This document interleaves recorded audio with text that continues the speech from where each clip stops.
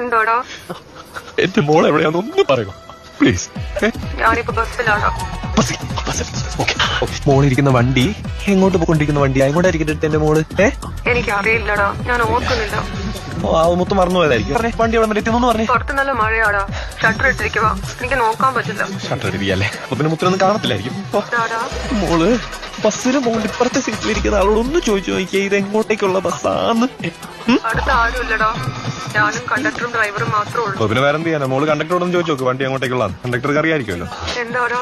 വണ്ടിയുടെ കണ്ടക്ടറോടൊന്ന് ചോദിച്ചു നോക്കി, എങ്ങോട്ടേക്കുള്ള ബസ്. കണ്ടക്ടർ നല്ല ഉറക്കമാടാ, എനിക്ക് ചോദിക്കാൻ പറ്റില്ല. എന്നാ പിന്നെ ഒരു കാര്യം ചെയ്യും, ആ വണ്ടി ഓട്ടിക്കൊണ്ടിരിക്കുന്ന ഡ്രൈവറോടൊന്ന് ചോദിച്ചു നോക്ക്, ഇത് എങ്ങോട്ടേക്കാ പൊക്കോണ്ടിരിക്കുന്നത്. ഡ്രൈവർക്ക് അറിയായിരിക്കുമല്ലോ അല്ലേ?